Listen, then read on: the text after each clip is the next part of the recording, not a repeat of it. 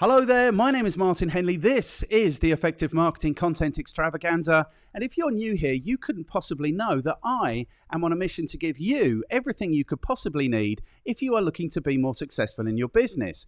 Providing, of course, what you need to be more successful in your business is to know more about and be implementing more efficiently, more enthusiastically, and more effectively sales and marketing in your business, which is, of course, what you need if you're going to be more successful. You need more customers more profitably. That's what will give you the bigger invoices, the bigger profits, the nicer holidays, the nicer cars, the better retirement, all of those good things that you deserve.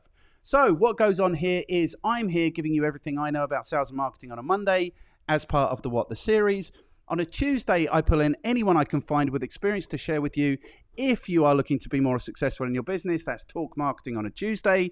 Every other Wednesday, Melanie Farmer comes through and we look at the marketing news and speculate wildly about what it might mean for you in your marketing life, in your business. And on the other Wednesday, I review so you don't have to. On a Thursday, I'm here thinking out loud. And on a Friday, we react to the very best and the very worst of marketing content on the internet. So if that sounds like it might be interesting and useful, please tell me it does. We're only here to be interesting and useful. Now would be the very best time to like, share, subscribe, comment, do all those good things, because that will give me the motivation to continue on this epic journey.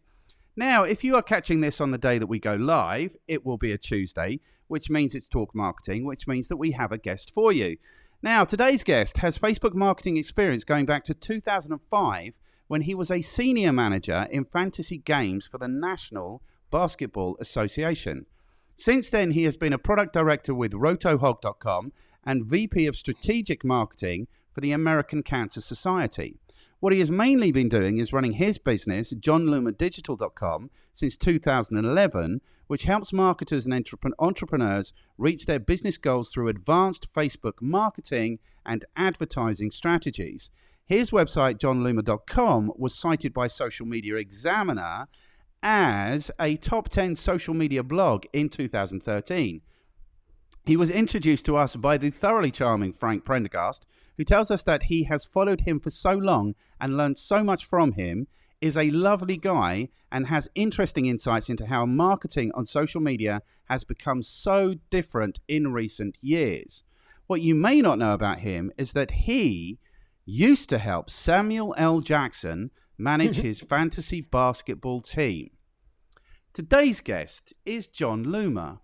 And do you know what, Jon Loomer? I wrote that down, top 10 social media blog in 2013, and had completely forgotten that I used to regularly check out the JohnLoomer.com blog around 2013. Well, yeah, I was actually top 10 2013, 2014, and 2015, if we're to be completely honest. But no, it's funny because like a lot of those things you rattled off, you must have gone off my old LinkedIn profile, which I haven't updated in a long time. Because yeah, there are some tidbits in there I haven't heard, like the Rotohog thing I have not heard in a while. So no, yeah, well, stuff. I did get the impression that you weren't particularly concerned about your LinkedIn profile as I was extracting, mining your LinkedIn profile. I'm not looking for a job, yeah. No. The thing is, you don't need to be looking for a job to leverage LinkedIn, you know. But I suspect you're also not particularly looking for clients, are you? Are you particularly not really? Clients? Yeah. No, but truthfully, I have taken to LinkedIn during the past year. I have jumped into it, and it's one of the places I go to every day. Whereas, yeah, I completely ignored LinkedIn for a very long time. And it really wasn't until I noticed, like, you know what, this is kind of like Facebook, but without all the crazy Facebook stuff. And I've enjoyed it. Now it's obviously very professional compared to Facebook, which is good and bad. But no, I've enjoyed getting back into it. Yeah, I think LinkedIn. What I think about LinkedIn, I do think there is some of the craziness of Facebook on LinkedIn, but you can.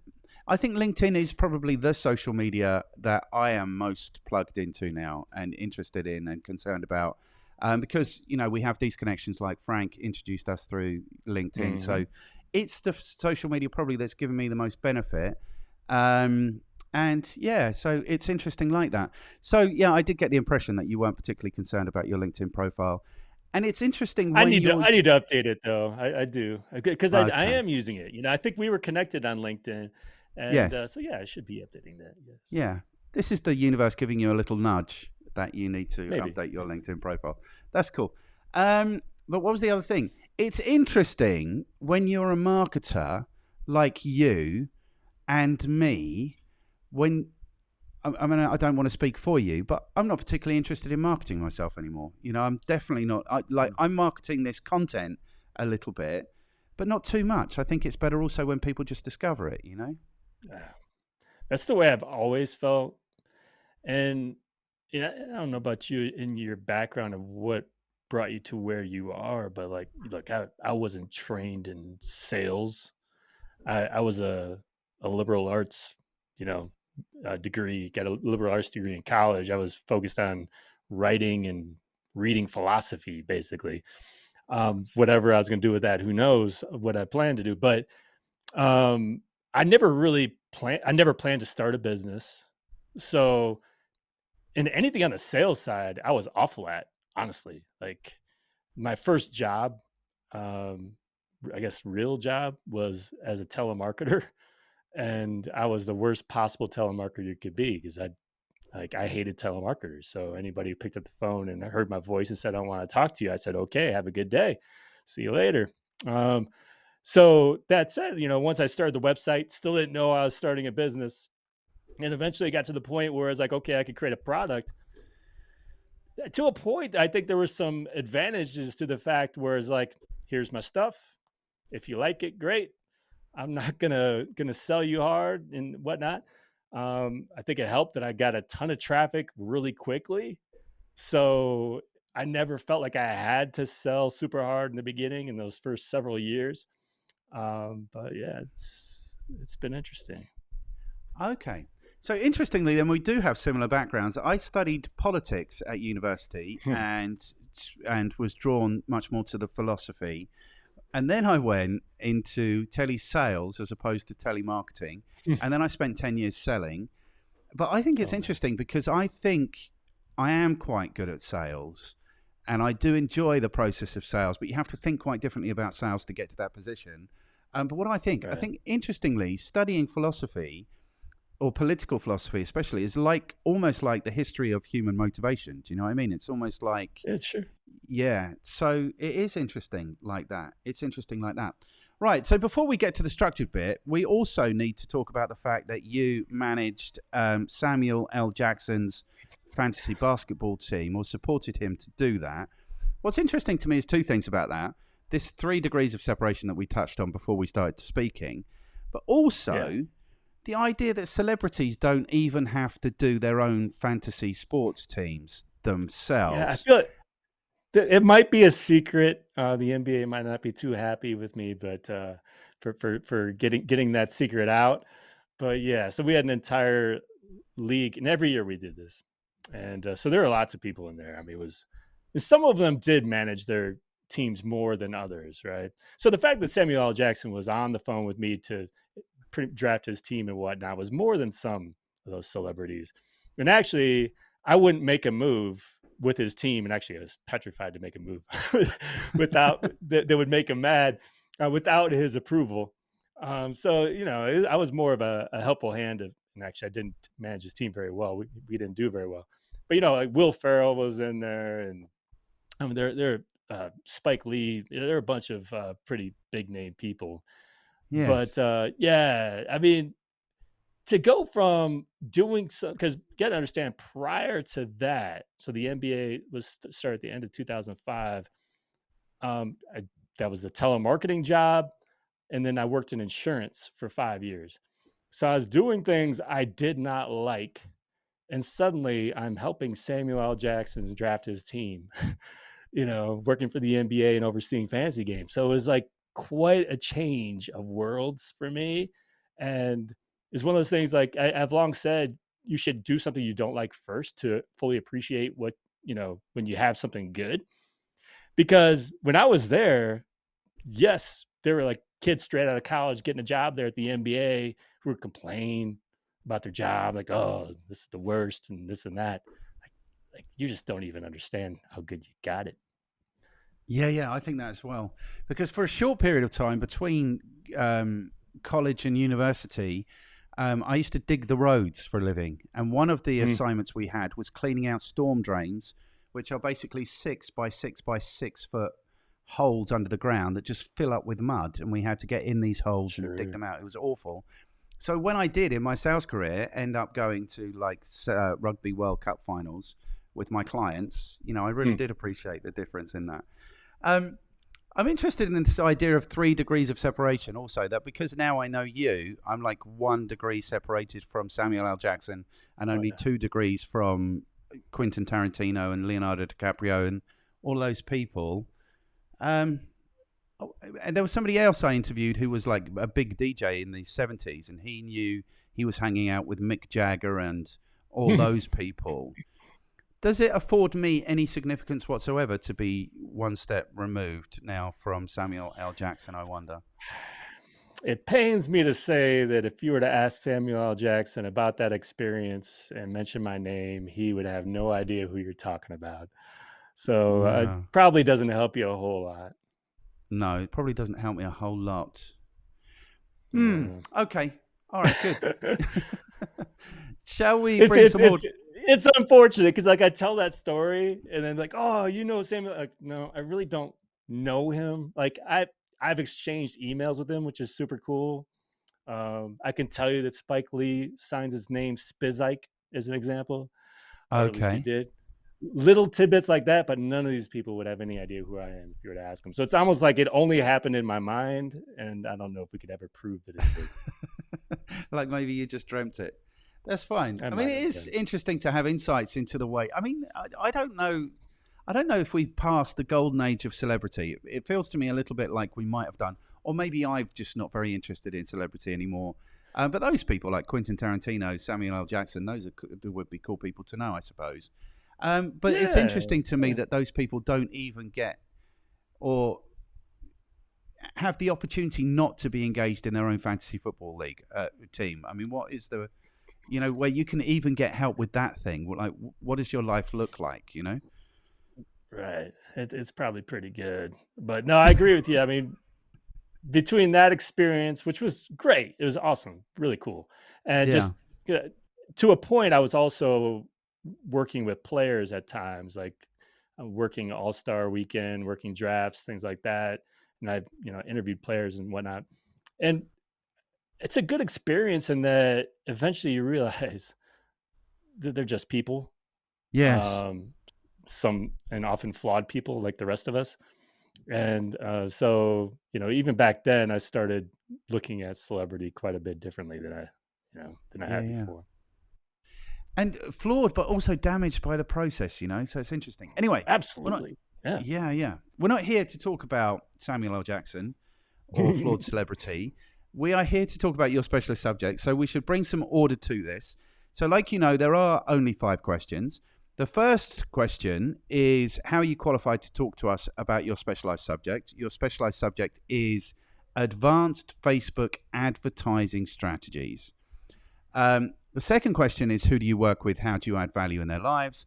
The third question is, what is your recommendation for anyone looking to get better at advanced Facebook advertising strategy? We are going to drive the keyword as much as we can. The fourth Sure. question is, what content should people consume or what should they read? And the fifth question is, who can you throw under the bus who might enjoy, or maybe endure only to have a conversation like this with me? So, question number 1, how are you qualified to talk to us about advanced Facebook advertising strategies? Man, I don't like to brag about stuff, but I've been doing this for a long time. I mean, to be exposed to Facebook in the 1 year that was off there a little bit. Yes, I started working at the NBA 2005, but I started working. My first exposure to Facebook was 2007 while with the NBA, and we partnered with Facebook. But I mean, we're talking about 16 years at this point, that I've been exposed, because it's right around this time in 2007, to Facebook for business purposes.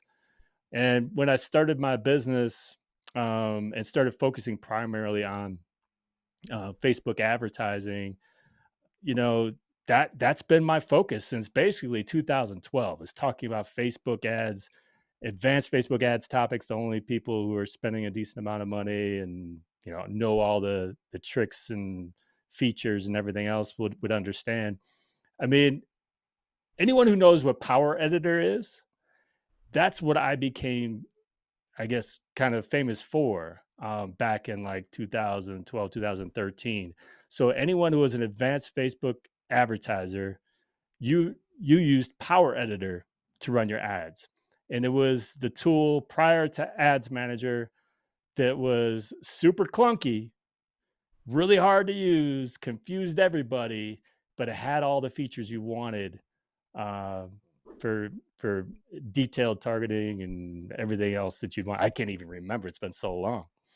But that was my baby, and that was pretty much Power Editor was aligned with my name for the longest time.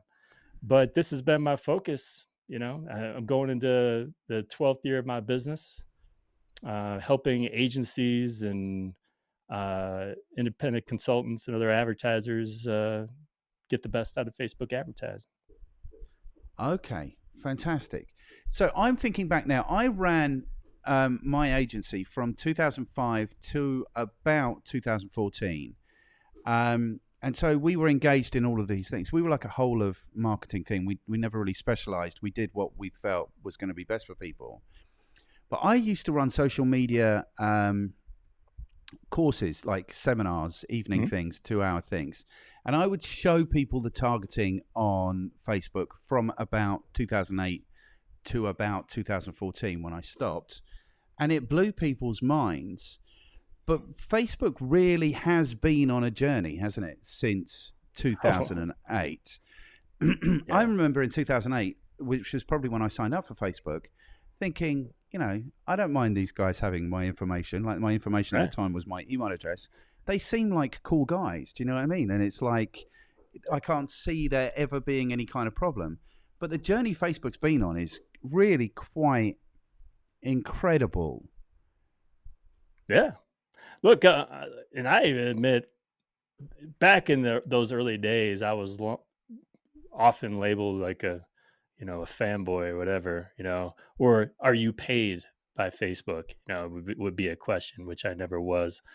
I've actually been very careful not to have close ties to anyone within Facebook, so I could be impartial. Don't even own stock. Um, but yeah, I defended them often because I thought a lot of the decisions they made in those early days felt logical, or there were logical explanations for. There's a lot of misinformation about stuff as well. But over the years, it got harder and harder, honestly, to defend them. So now I'm more of a even more impartial, where I think more obviously impartial because I criticize them even more than I used to. Yeah. So where I am with Facebook is I don't look at Facebook anymore. Like, literally, put someone will message me and it'll be It's 3 weeks before I see the message because I just don't look at it anymore. The way I yeah, feel, I mean, so to think about the journey, 2014, 2015, 2016, around that time, if I sat down with my phone, I would open Facebook and I would read until I'd started reading stuff I'd read before already. Because it yeah, seems to me that at that time, they had the nectar. Like, they had us talking about the thing that we were most interested in, which was us, for free. For free. They had right. to manage their servers and stuff. But a friend of mine talks about it being the 21st century social media publishing swindle, where they had 2 billion contributors for free. And so it seems to me that they had, at that time, the most amazingly valuable thing. And it's when they decided to implement the algorithms, when they decided that they knew better than we did what it is that we're interested in, that it started to slide. And now it seems to me that Facebook is in a pretty heavy decline. I don't know if how that tallies with your understanding. Well, look, yeah, I fell in love with the platform when I was first exposed to it in 2007. I mean, because look, I was as a kid growing up, we moved around a lot, and there are a lot of people in my life I thought I would never hear from again. And to reconnect with them 25, 30 years later was amazing. And so I truly fell in love with the platform first before it came to any kind of marketing or anything else. Um, that said, again, like I understood why the algorithm was needed because it started with, when I got on, there were 50 million people. Now we're talking about, a couple billion on Facebook itself. So the news feed was crazy. And so the problem obviously is how that was done though. Because yes, I don't enjoy using the platform anymore as for personal use. Because it just feels unhealthy. I mean, the stuff uh, that does well. People are also encouraged to do things that are controversial. I mean, brands especially to get the clicks, and it's become a bit of a hellscape. But I do a whole lot of unfollowing though too, to keep it clean. But it is unfortunate the way that went down because it really was kind of like, man, this is amazing, and then it's not quite what it used to be, unfortunately. Now, to say that it's like on this huge downward trend, I don't know if the evidence is really there. Like, has it capped out? Look, there are, what is it, 8 billion people in the world, and it's like over 3 billion people on the and between Facebook, Instagram, and whatnot. It's not going to keep growing. And it's still like 67% of the people who use Facebook every month are on it every day.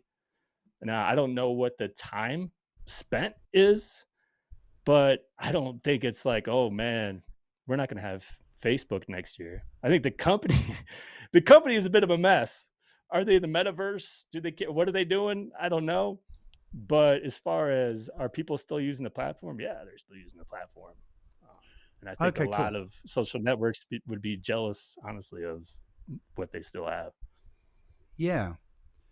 Okay, cool. I mean, I'm just thinking now about how amazing it was that Yeah. literally in 2008, like I'd left school in 1987, so it had been 20 years since I left school, and I got back in touch with all of those people through Facebook. Like Yeah. pictures from our school days all appeared. I got in touch with every Martin Henley on the planet. Do you know what I mean? It was such an It was. engaging and exciting kind of landscape. Um, it was amazing. And when you met somebody, I mean, the reason I think I've got 15, 1600 connections, friends, whatever they're called now, is because whenever you met somebody, the first thing they would do is add you as a friend on Facebook. There Mm. was enormous power in that. There was such enormous power in that. And I'm thinking now about all of the viral things that went on, like I don't know, the ice bucket challenge, Yeah. the mannequin challenge thing. It was a really cool and It exciting was. place to be. It really was. It was. And that would be hard to recapture in another way, you know? It's obviously, I don't think it's going to be Facebook again, but I don't know that it doesn't matter what the platform we're talking about. There's some sort of algorithm now that's manipulating us, Yes. hoping for clicks or views or whatever. So, I mean, I think that's one of the things that, I've always kind of defended with Facebook is like kind of everybody's doing this kind of thing. And like with Twitter, when there was no kind of algorithm at all whatsoever with Twitter, and it always baffled me because it's like they kind of needed an algorithm of some kind because there's just a fire hose of information. But yeah, I kind of miss those early days of discovery and newness that we are certainly missing now. We are certainly missing it now. And I don't know if they needed an algorithm for the sake of users. I think they needed the algorithm for the sake of monetization, didn't they? If it is just this fire hose of information and people go and drink from wherever they like, I think that's, I've never been big into Twitter, but I think that's what people get from Twitter is that you can really just go into the places where you want to go and find community where there are communities that you might be interested in. Does that make sense?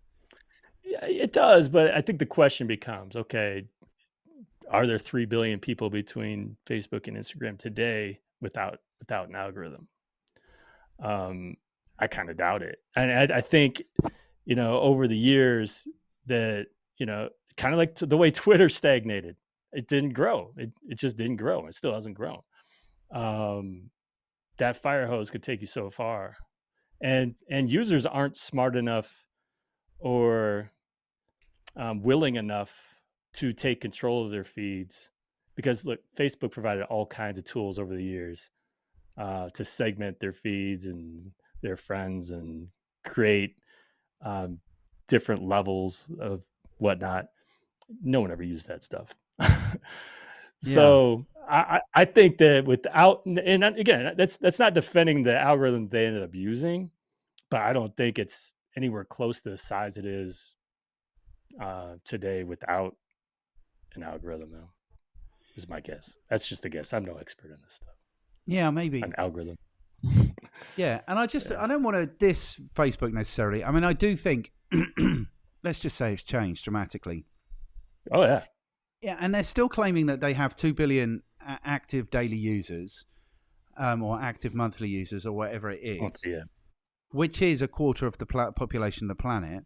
But I struggle to know who those people are. I don't think 1 in 4 people I know are actively involved monthly, or maybe maybe I'm not actively involved, I don't think, daily. Um, there's bits of it that are really good, like Marketplace is really good and useful. Do you know what I mean? If I go to Facebook, it will be to see if there's something available for me on Marketplace. So I Yeah. Funny. think the demographic must have changed significantly. I get a Yeah. sense from what little we do on Facebook. We post on Facebook actually these videos and stuff, but the views Mhm. seem to come much more from the developing world now, like India or the Philippines or those kinds of markets, than they might have done from traditional markets, maybe original markets. I don't know. Yeah. It depends. There's a lot of Yes. it depends on stuff. But and I've actually found that ever since I started publishing videos, just generally, I'm getting way more reach and engagement than I was getting for a few years prior to that. But certainly, there are people, US, UK, Canada, Australia, especially, who see and engage with my stuff. And actually, a lot of the common comments I was getting was, I hadn't seen you in my feed in years, which is a little depressing because I wasn't playing that game with video and I was continuing to post links. Um, but yeah, I mean, I think there's gonna be a lot of bias in sample sizes from people in terms of what they think is happening with Facebook. Um, I mean, all we have really is the data from Meta on Yes. where they are. And again, Facebook in US, Canada is not growing anymore. But at what point is that? Oh yeah, of course they're not growing anymore. And at what Yeah, point yeah, is it a yeah. problem? So there has to be probably a ceiling to all of these things. There has to be a ceiling to all of these things. Absolutely. Yeah. Um, so if we're on the chronology, if you're cool to talk about the chronology, is that cool? What's that? If you're What do you cool want to to talk talk about? about like the chronology, the way it's kind of evolved. Yeah, sure. Yeah. Okay, because the next big thing I think was probably like the social dilemma when that came out. Mm. And I've got like a little theory about it, which is I think it benefits brands if their customers think they're addicted to them. So I think that's like tobacco, for example. I don't think tobacco is particularly addictive, but it benefits those brands that their customers think that they are addicted to it so that they can't stop. Um, so that was kind of an interesting episode because I think that was a huge exaggeration of the insight and influence that these platforms have. Yeah, look, I think that this is we compare it to an addiction. It's absolutely, social media is absolutely an addiction. And I think that Facebook is probably less of an addiction these days than TikTok and Instagram. Um, and but that said, that's also where the algorithm comes into play. Comes in where the marketers come into play. They take advantage of that as well. Um,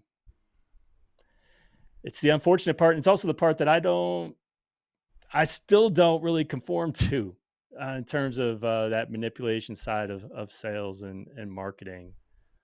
Um, but yeah, no, I think there was definitely a transformation, during those times.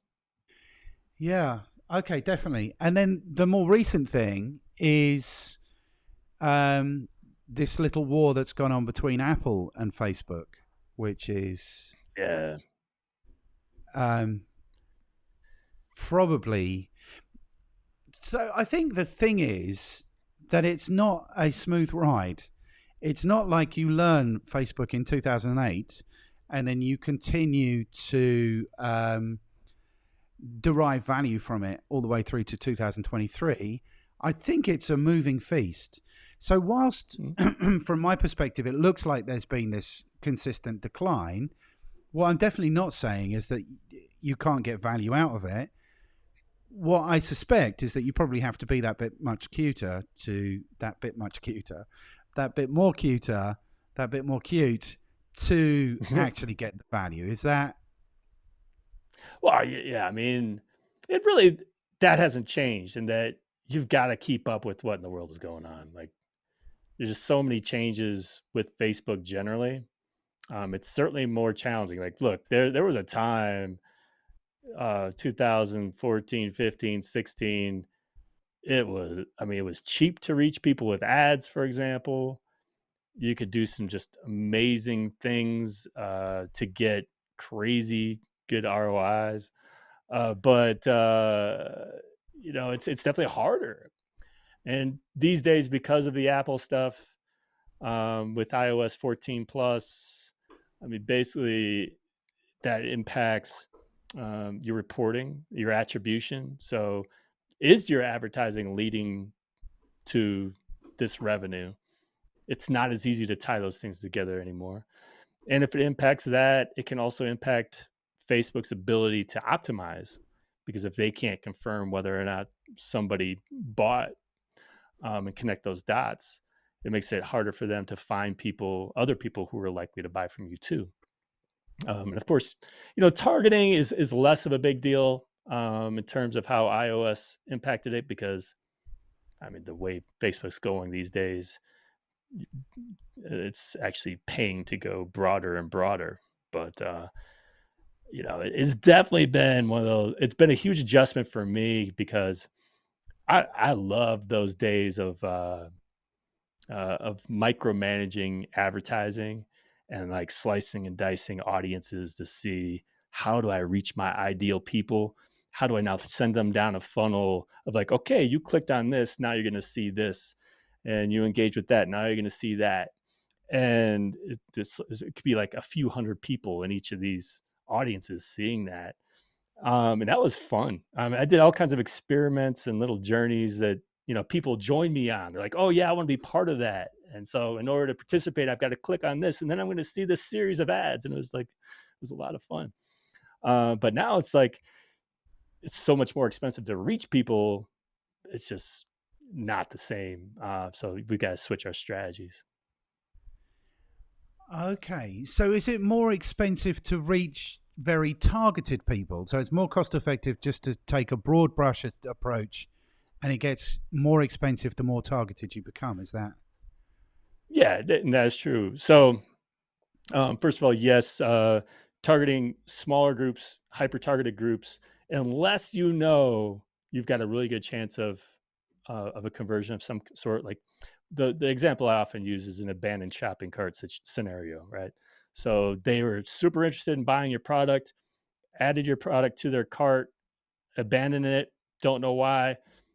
Let's make sure they get an ad from us reminding them of this, maybe offer a discount, get them through the door. Those things still work and should work. But some of the stuff like kind of broad remarketing, targeting people who have visited our website generally, targeting people on our email list. Um, I'm not even going to so much say that they're not useful. It's just not entirely necessary because of the way the algorithm works right now. So, for an example, if you go completely broad and you optimize for an event, so I've like created custom events on my website.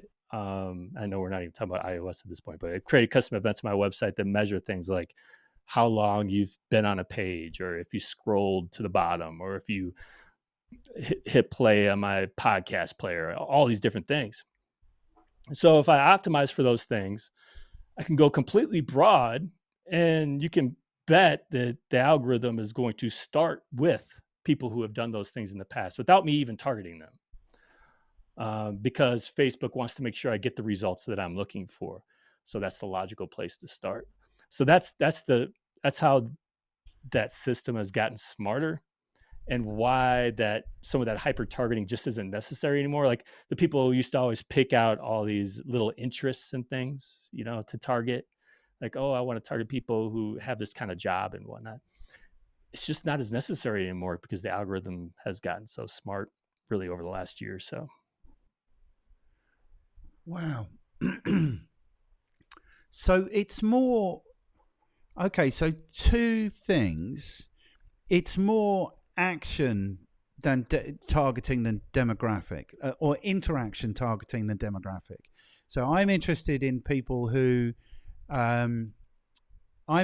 people who take these actions. Okay, so that makes perfect Yep. sense.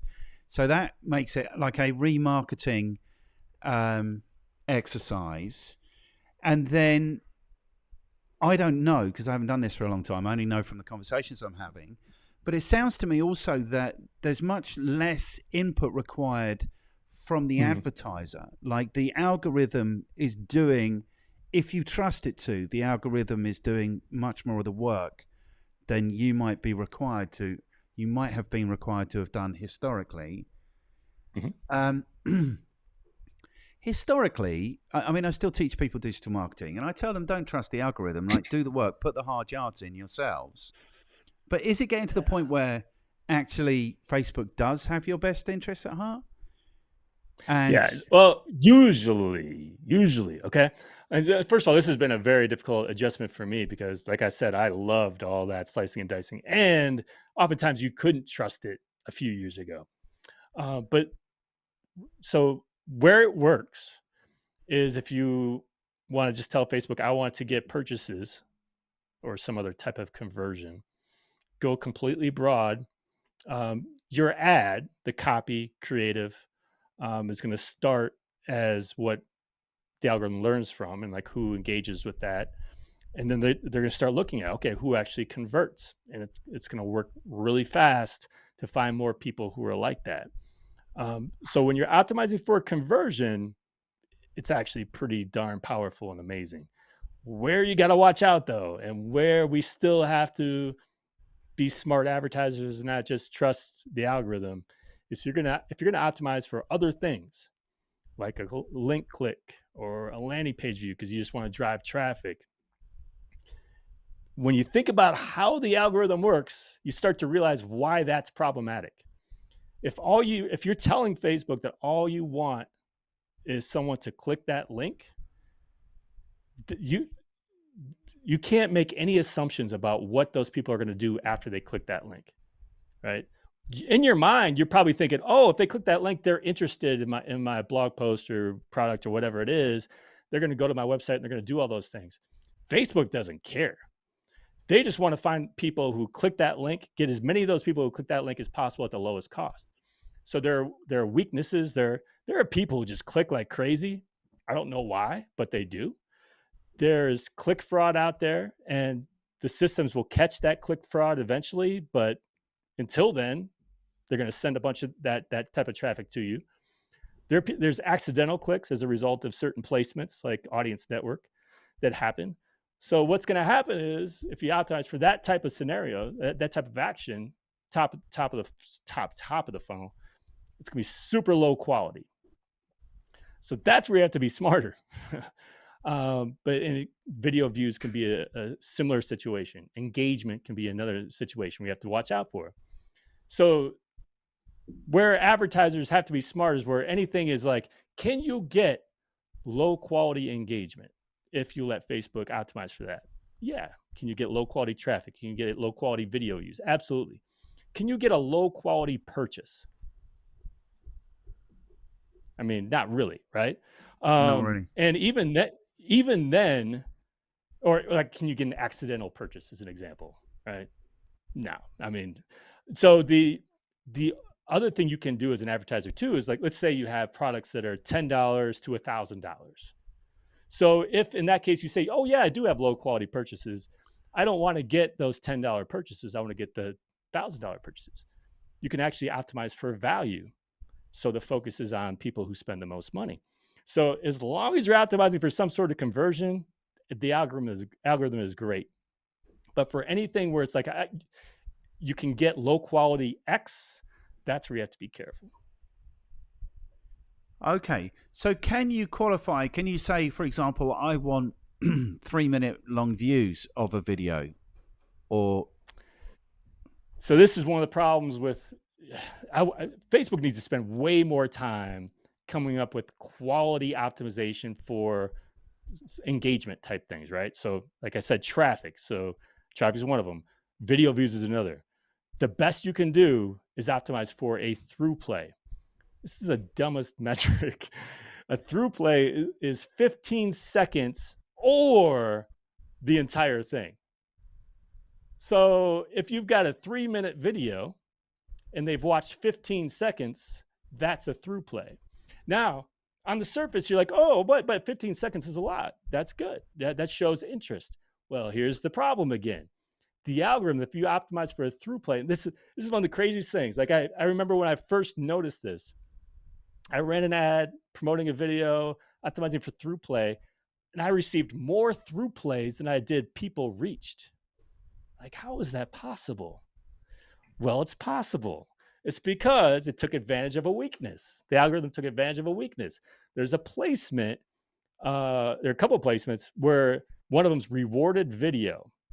Audience Network rewarded video, where apps that monetize themselves, so not Facebook, but other apps that monetize themselves, have these videos that they can play, these ads, that if you watch them, you can get virtual currency and stuff. Right. So think about like any kind of free app that you've used where you don't have to pay for it, but you've got to do these other things to get that stuff that you're trying to accomplish in your game. Right.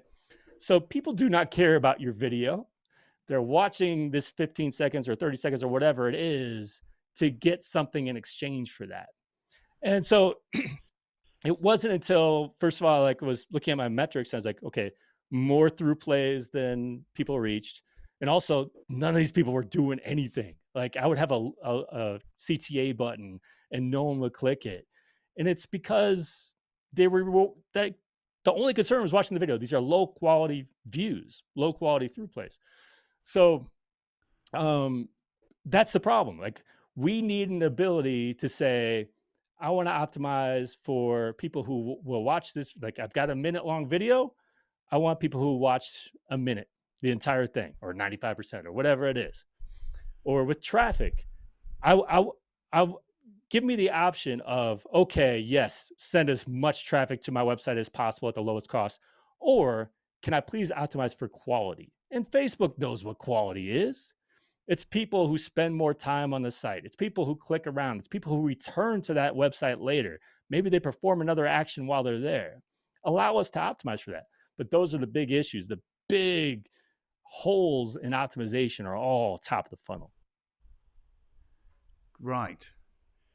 So by conversion, this isn't limited just to purchases. So you will say also maybe if somebody signs up for something, you can't really have a low quality. I mean, you can have a low quality sign up for something, but really you need. I mean, you can have low quality leads, but like it's not as necessarily as a result of the algorithm or a placement or something like that, right? Yeah. So like the lead forms, I think the biggest issue with lead forms, the biggest complaint is that they're too easy to complete.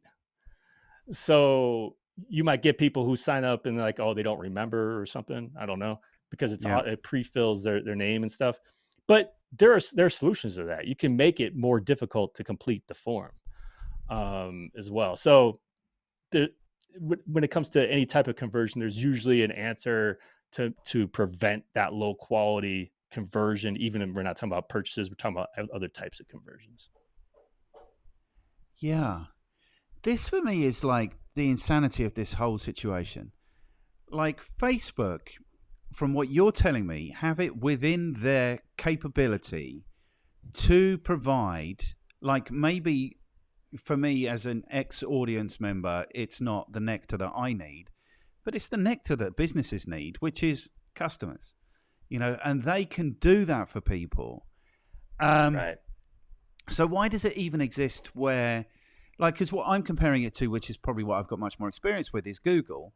Google definitely don't ever have your best interests at heart as an advertiser. They will rinse you of your budget in a second and not even care. Like, it almost feels like the sooner you go out of business, the happier Google will be. But Facebook have the nectar. No, this is what businesses need, which is customers. So why does it even exist? And I suppose the answer is corporate greed, that anyone can spend money with Facebook and not get value. So it sounds to me like anyone who's not getting making the effort to make sure they get the highest quality sales or the highest quality leads basically is in danger of losing their budget and not getting much in return. Yeah. Yeah. I mean, I think that's the issue with being an inexperienced advertiser, because if you're an inexperienced advertiser getting it for the first time, you're not going to have a pixel on your website, right? You're not going to have events set up. You're not going to be thinking about, I want to optimize for a purchase or whatever. Your budget is probably low. So you're going to be thinking, oh, I want to get more engagement.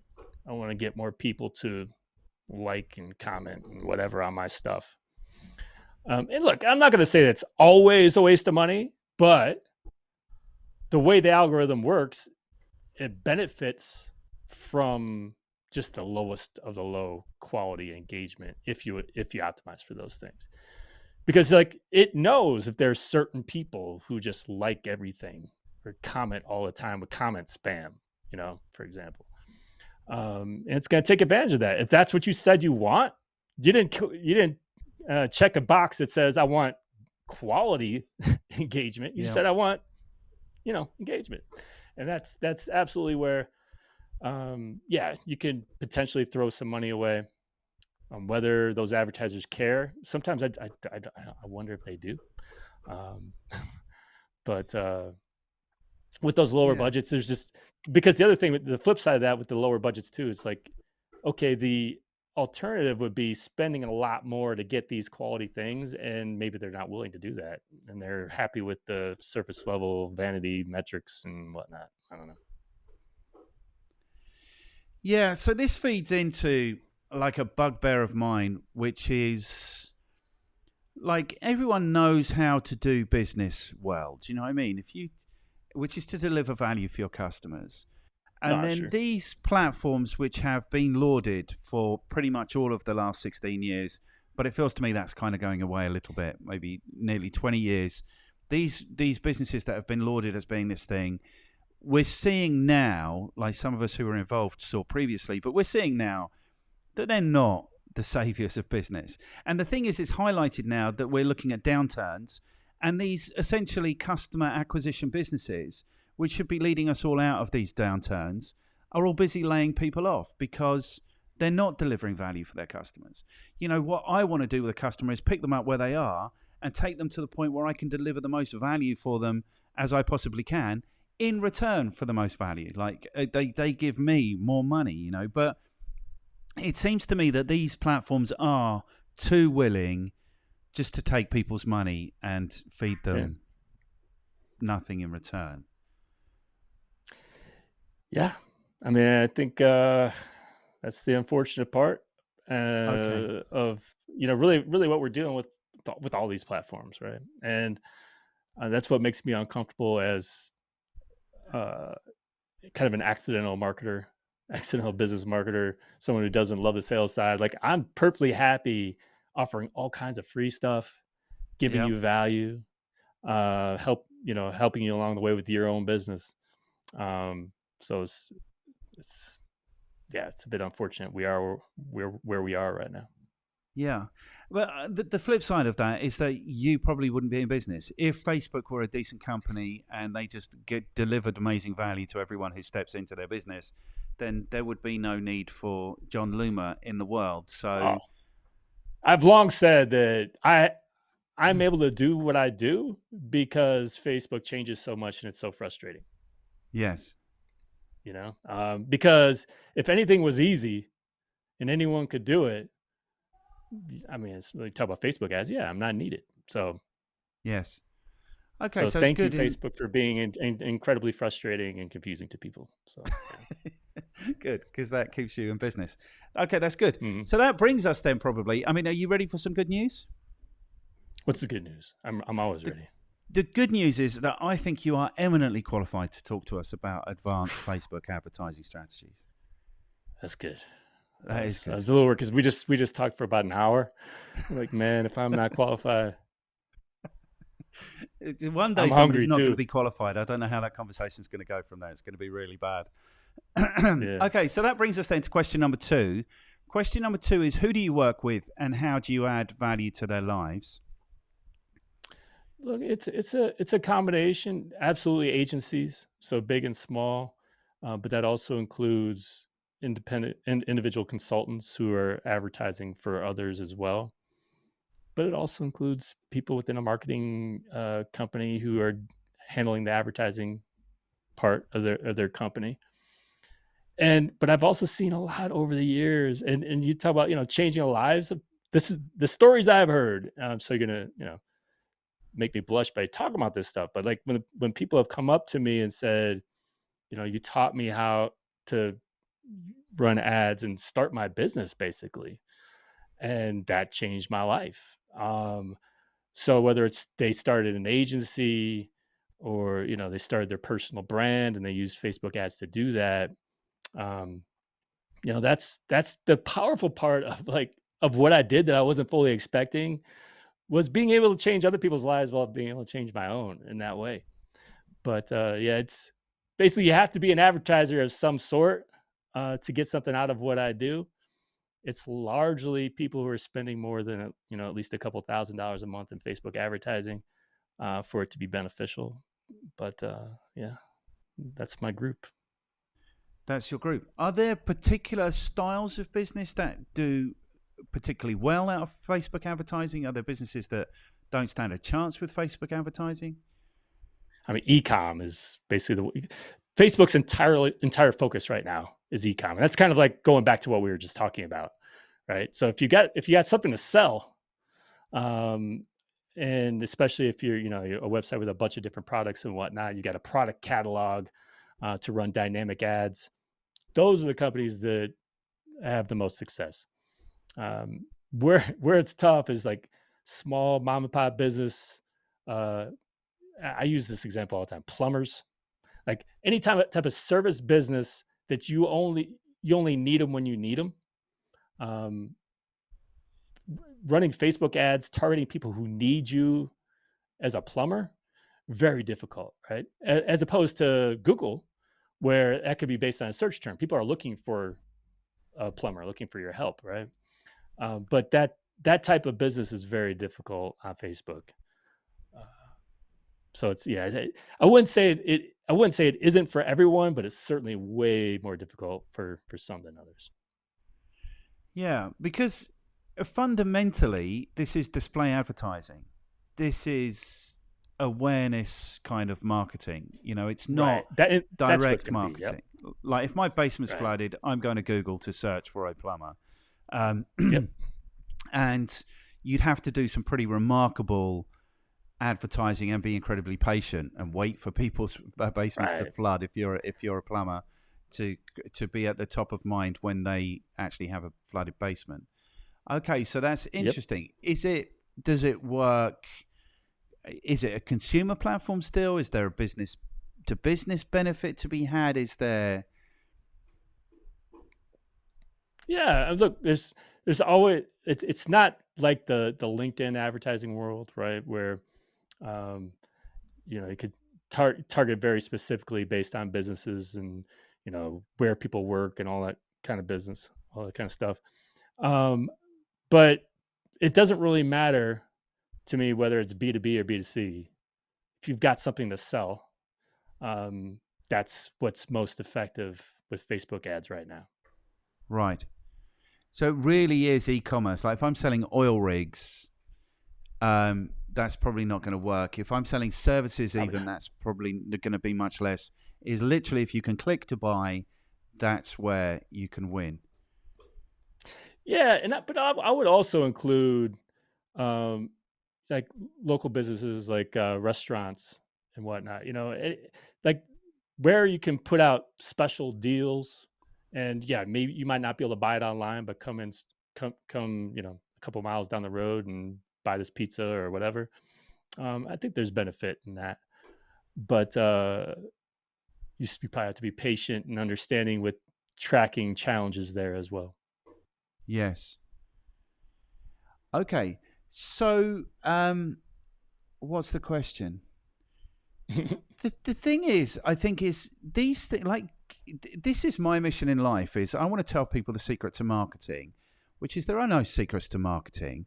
Understand it as best you can and do the work, and make it Yeah. fun. Like everything you have to do in your life, make it fun, and it will start to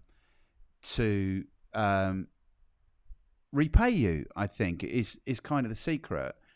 But these platforms, like they make it increasingly difficult to do that. But they literally can change your life. If you get this right, Mhm.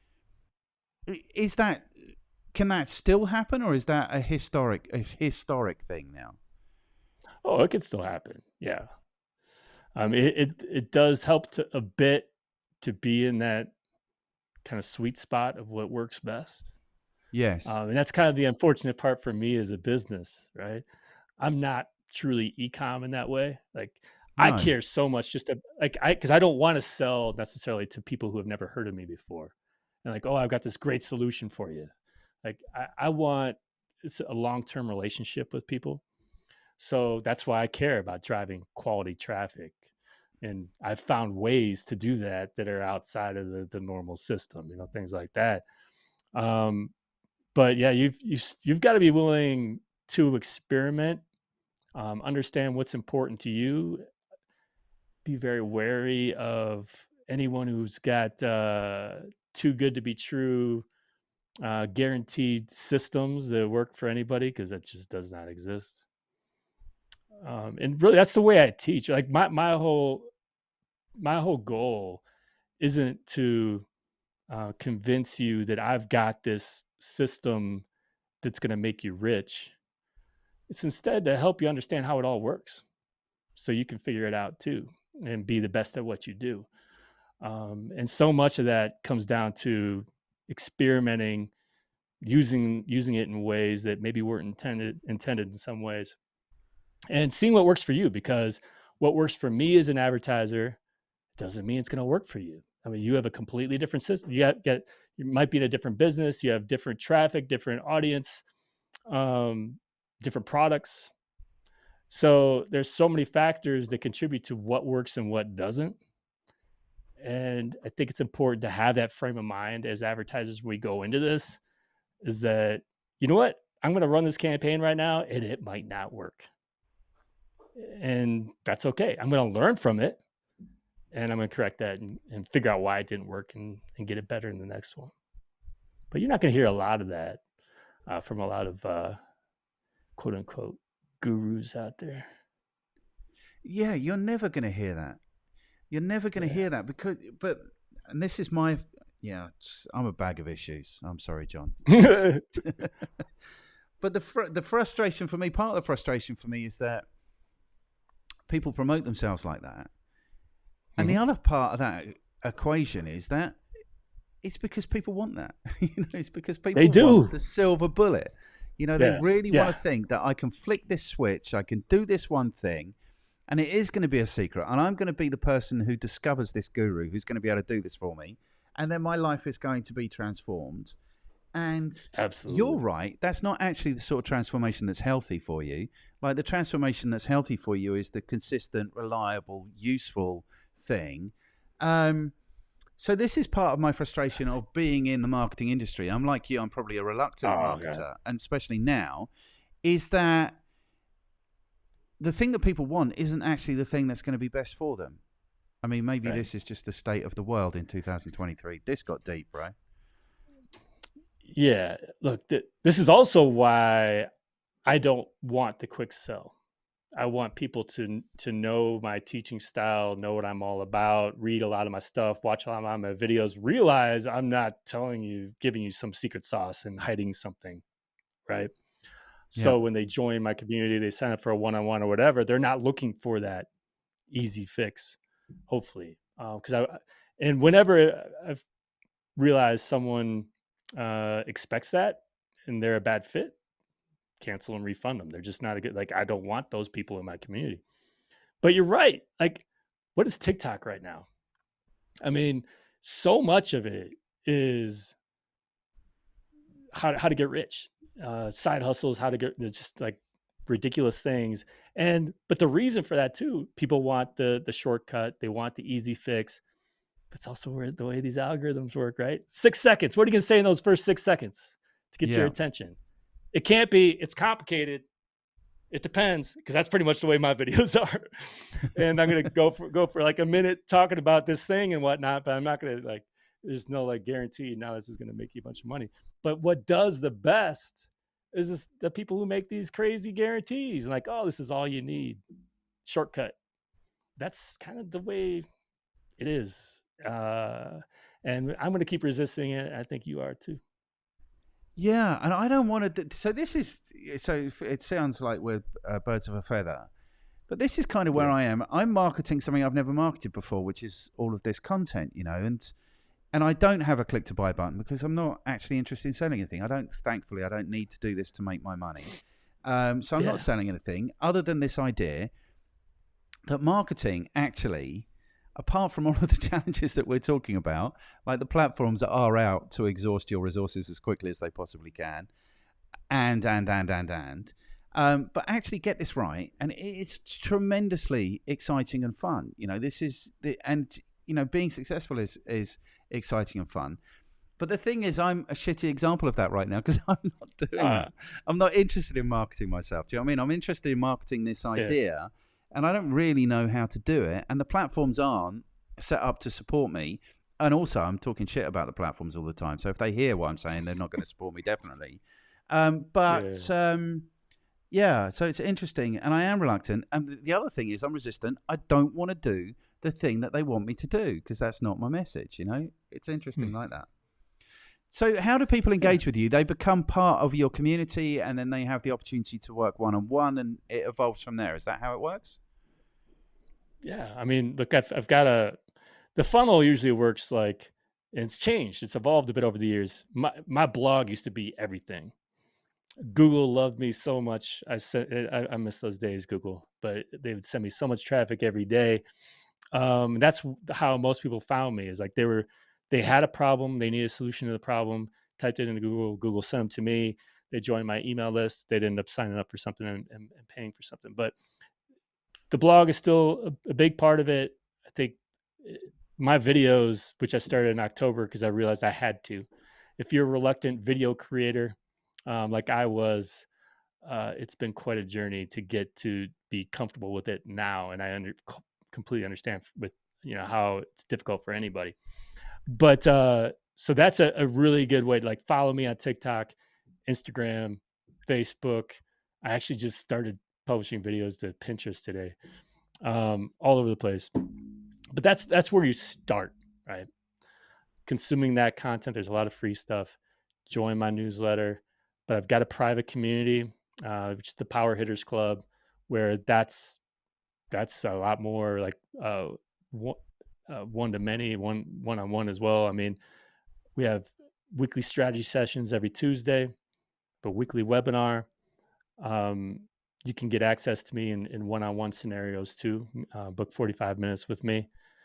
But yeah, I don't take on clients. I haven't taken on clients in like 10 years. So I try to help as many people as I can instead. Good. Okay. And is there like a paid membership? Is that? Yes, so Power Yes. Hitters Club is my paid membership. And I have an elite level and a basic level. Basic level, basically, they just have their own Facebook group. They get access to my weekly webinar replays. The elite group is the one where I am deep in it. We do the weekly strategy sessions where like it's a small group and people present, what they're seeing, their issues they're running into, and we try to solve their problems. Get access to any training I've done as well within Elite. But that's the primary focus, and my primary focus for the last several years has been that community. Excellent. Fantastic. It sounds like I do feel like, because I don't know, psychologically I'm a rescuer, I think. So it does feel to me like it's me versus the corporations. Does it feel like that to you? Does it feel like you go into battle with Facebook with your groups? Well, yeah. I mean, look, there's a lot of like when people get accounts shut down for no reason, as an example, and they've got no one to go to, or it's like, why is it that this doesn't work for whatever reason, and Facebook support sucks, and they Yes. can't get a real person to answer them. Having that support, sometimes we can solve your problems, sometimes we can't, but having that support, I think, is what makes that especially valuable. This actually frazzles my mind. It's like, why? Because you used to be able to phone up Facebook and have a conversation with somebody, so why? Is there no limit to the greed where it's like, oh, we can save $15 an hour there by not putting somebody on the phone, so let's not do it? Do you know what I mean? It's like, it disgusts me. Yeah. It really does disgust me. These businesses are lauded as the most amazing corporations, and the truth is, when you deal with them, they're really not. I mean, I'm gonna produce a video about my recent experience of Google. Google really is a shady. I'm going to say it, dog shit business. It really is. Like, in every single way that they can scalp you for a penny, they absolutely will. Whether you're a business customer, whether you're a consumer, whatever you are, they will. Yeah, I'm going to make that video. I don't need to tell you about it. Okay, cool.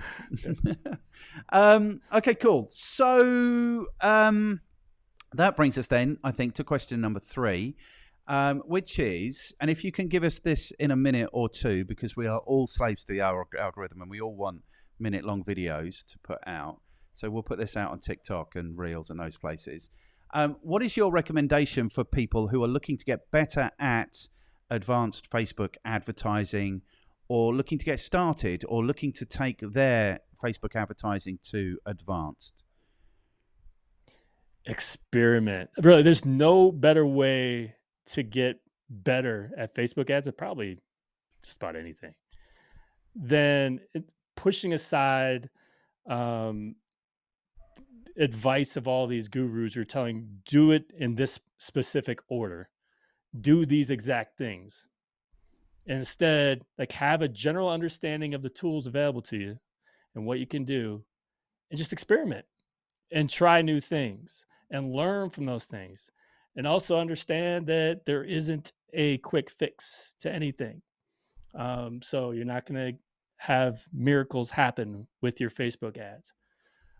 So having a curious mind, I think, is a good place to start. Beyond that, be willing to change. As someone who has done this for a long time, I've had to change some habits that, made sense 5-10 years ago, but no longer do now.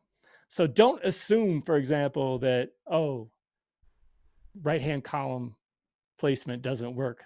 I need to remove that every single time. Don't assume that you have to target these interests or custom audiences and you can't go broad. Be willing to change, be willing to evolve, and try things in ways you haven't done them before. Yeah. I'm sorry, you lost me at there's no quick fix and there's no miracles. I need a miracle, brother. I was going to give you that quick, sound bite of how exactly to get rich with Facebook ads, but I just couldn't bring myself to do it. Okay, cool. Excellent. There was a question that I had then, which was the trouble is, I suppose, is that experimentate. What you're saying to people when you say experiment is that do things that aren't going to work, and people aren't prepared to do things that aren't going to work, and it's not until you've done the things that don't work that you come to understand the things that do, I suppose. Well, you go in with the expectation that I'm setting this up in a way that it might work, Yeah. right? You don't do something completely idiotic. You have some reason for whatever it is you try out, Yeah. but try it out. And look, if you have minimal risk tolerance and you can't lose a lot of money, you have to understand that this advertising is risk. There's Yes. absolutely some risk involved, but you don't have to spend crazy budgets to experiment either. So just understand what it is you've got this amount of waste, honestly, that you could kind of uh, bookmark for every month in your advertising. That's like, this is just figuring it out. It's just experimenting, and it may not work. Yes. That's true. That's 100% true. And what did I want to say? So I want to ask you how much money people have to invest before they've seen like a meaning or conducted a meaningful test. How much money should I have to invest before even if it's just to work out if Facebook advertising is going to work for me or otherwise? It really depends upon what your goals are, right?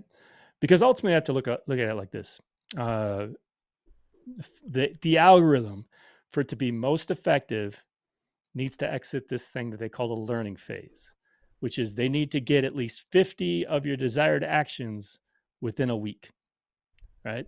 So if we're talking about link clicks, you could do that really cheaply. If we're talking about leads, you could still do that pretty inexpensively. If we're talking about selling your $500 product that might cost you, I don't know, let's say $200 or whatever per sale, you got to multiply 200 by 50 for a reasonable expectation of how much you got to spend for that to be effective. Now, you might have some decent results before that, but that's just in terms of like setting an expectation. So, like everything, it depends on what your goals are. But look, you can, for example, if all you got is a blog, right, and you want to drive people to your blog to read it and to sign up for your newsletter, you could do that pretty inexpensively. So, like, again, I've had to get creative. I've created a custom event so it optimizes for people who are going to spend more time on my website and people who are going to scroll down the page. So I want good quality traffic. So you could do that. You can get leads, usually pretty easily, inexpensively. That would be the place to start if you don't want to spend a bunch. Yeah. But you want a dollar amount though. I mean, really, I think $1,000 a month is kind of. I mean, you can't go much lower than that and expect much in return. Okay. Excellent. Good. I'm sorry. That was a horrible question because, No, well, no, it's a kind of question that's out there a lot, though, and Yeah, yeah. but truthfully, there are just so many variables to consider in terms of like how much do you need to spend. So Yeah, yeah. But the thing is, I suppose at least then someone can say, okay, I've got $1,000 a month and I can commit to doing this for maybe 3 or 6 months. And then at least they know that they can play the game. I suppose that's the right, value of that. look, and if you're going to spend $1,000 a month, know that your primary goal isn't to be driving sales, or especially new business sales. Like you can do some of that abandoned shopping cart remarketing where it's such a small audience, you're not going to be spending much money on it. But the rest of what you're going to be doing is awareness. Maybe it's videos, maybe it's blog posts, maybe building your email list. It's me those kinds of things. That's where you're gonna have to determine success out of those items.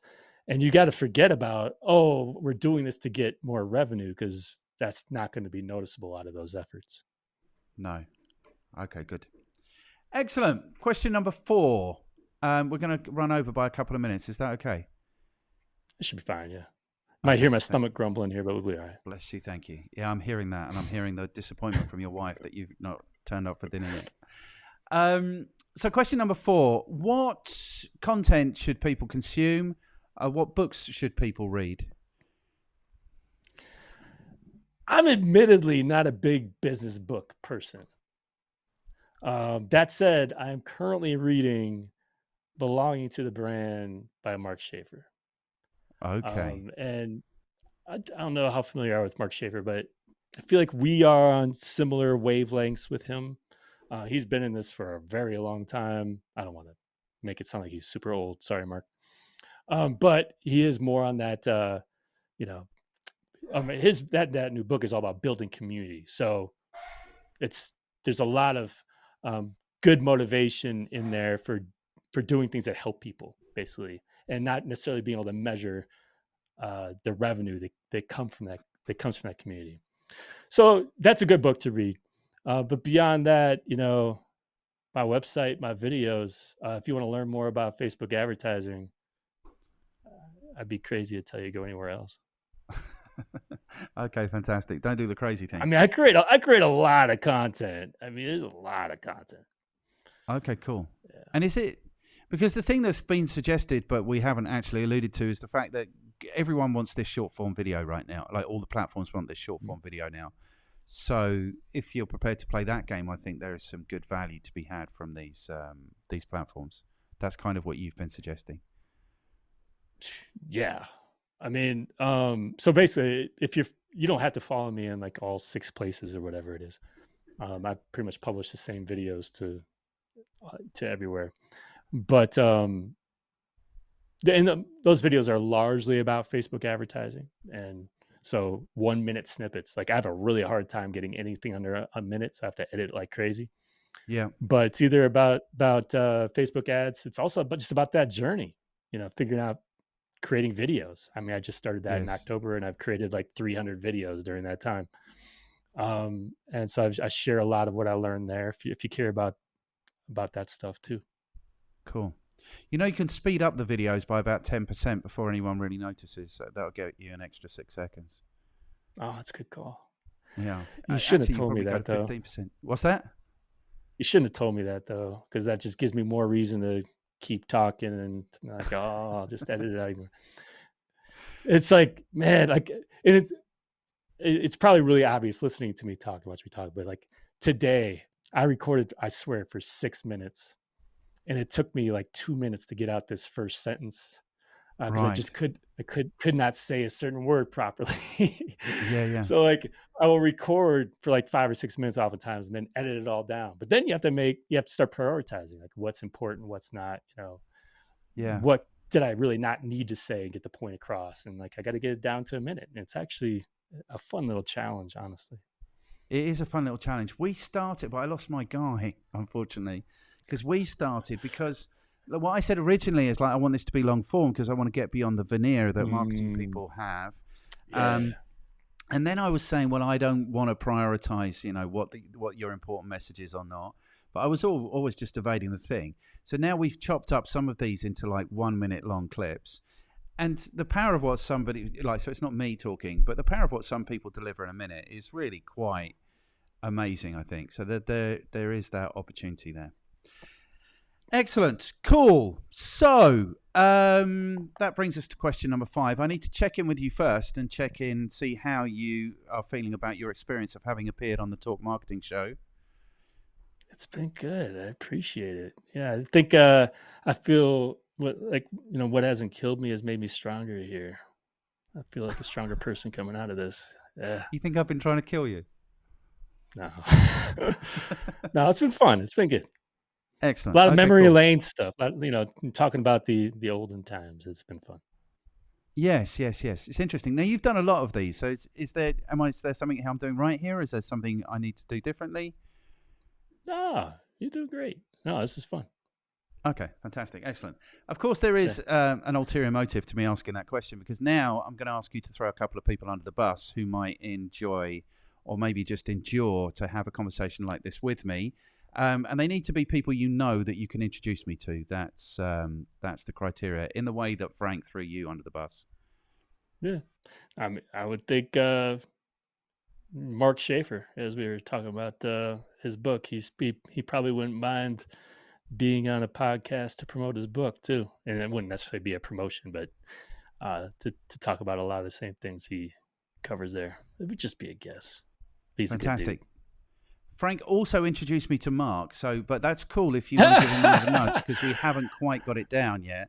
So he said that he's going to come along, but if you were to now also throw in a little connection, that would be really cool.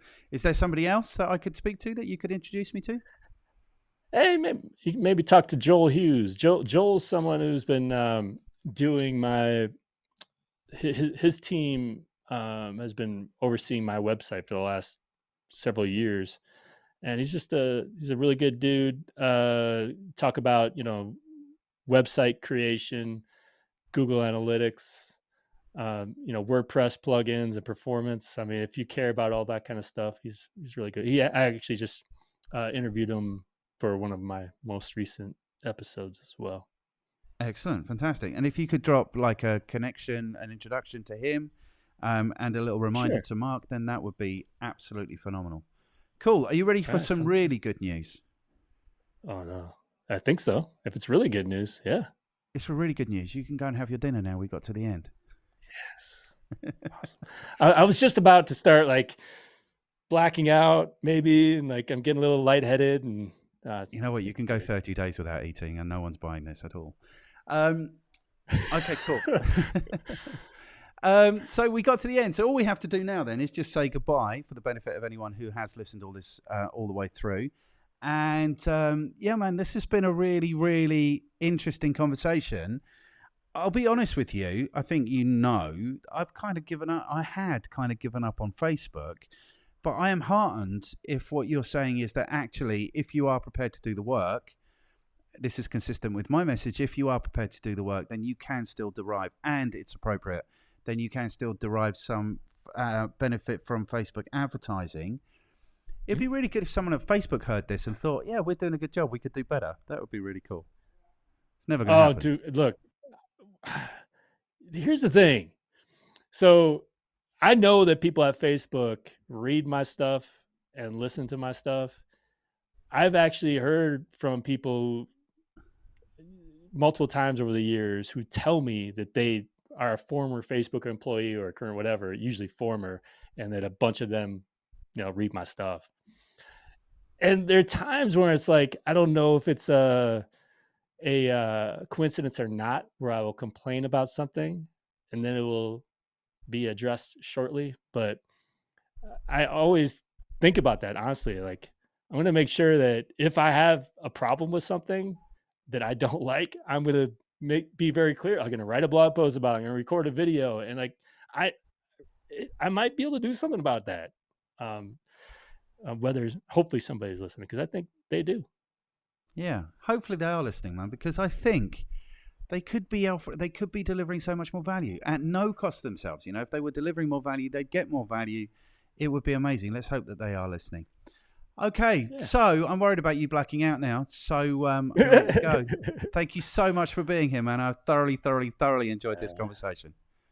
I really appreciate it, Martin. Thanks so much for having me on. It's been fun. You are very welcome. Enjoy your dinner, man. All right, man. Take care. Cheers, buddy. Bye. Thank you for taking the time to check out this episode of the Talk Marketing Show. If you found this interesting and useful, then YouTube thinks you're going to enjoy this one.